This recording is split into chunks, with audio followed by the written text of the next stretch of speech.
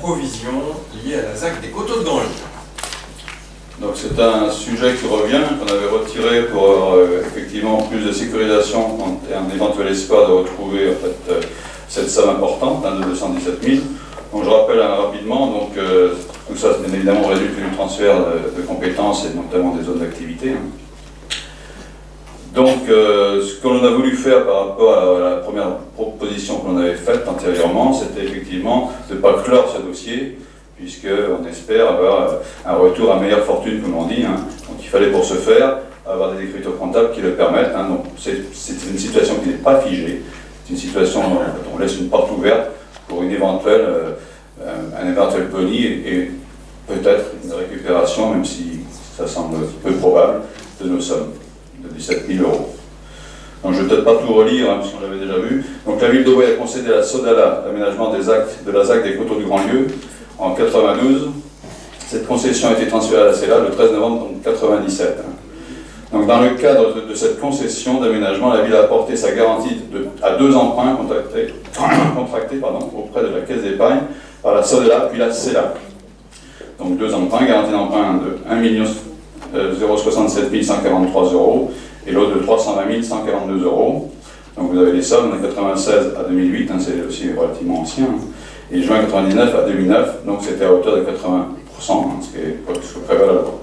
Bien évidemment, la commune a honoré ses engagements, puisqu'à l'époque, la zone, j'ai coutume de dire, était au tout début un peu désert. Donc une garantie d'emprunt s'analyse comme un engagement par lequel une personne, le garant, s'engage en cas de défaillance de l'emprunteur à assurer au prêteur le paiement des sommes dues au titre du prêt garanti. Les garanties d'emprunt accordées par une commune à des personnes de droit privé sont régies par les articles, je le passe, du Code général des collectivités locales.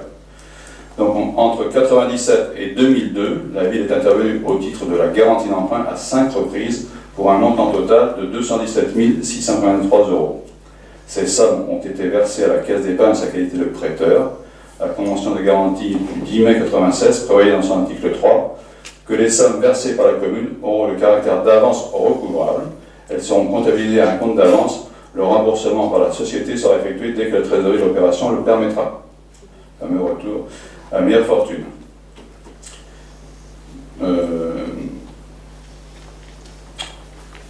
Donc dès lors, en sa qualité de concédante, Métropole a été sollicitée par la ville pour procéder au remboursement de ces sommes. La situation financière de l'opération ne permettant pas de rembourser ces avances, Nantes Métropole a jugé par 2 fois qu'il était impossible d'accéder à cette demande, d'abord en 2011, puis à nouveau en 2016. Donc c'est un dossier qui a bien été suivi, avec des échanges de courriers relatifs suite au transfert.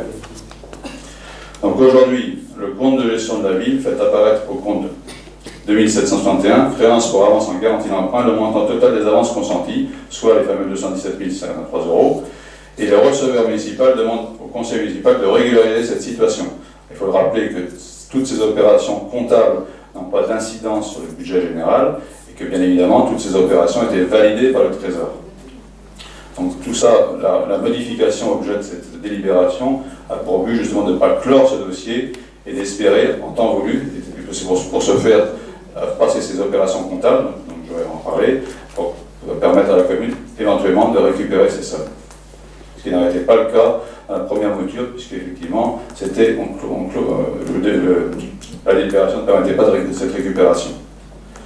Donc afin de permettre une véritable réserve budgétaire des provisions, il est proposé de choisir le régime de provision semi-budgétaire qui s'appliquera à l'ensemble des provisions à constituer.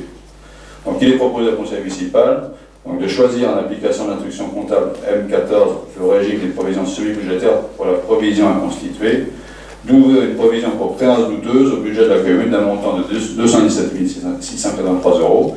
Les crédits correspondants seront ouverts sur le compte 6817. Et d'autoriser M. le maire à reprendre la provision ainsi constituée à hauteur des créances, éventuellement recouvrées ou admises en non-valeur. En fait, voilà, en clair, le dossier n'est pas clos.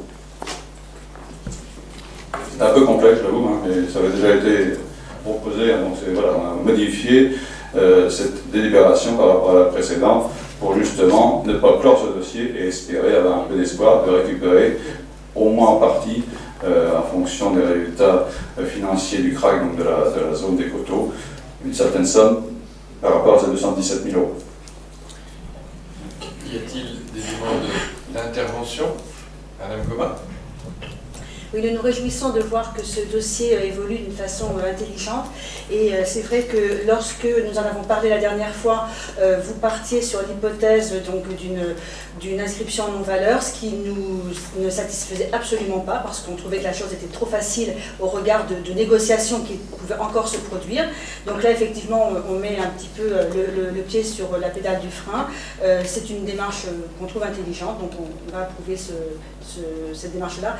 Pour autant, effectivement, ça ne veut pas dire qu'il faut abandonner toute négociation, bien au contraire, elle démarre maintenant. Nous mettons aux voix donc cette délibération. Qui s'abstient, qui vote adopté à l'unanimité.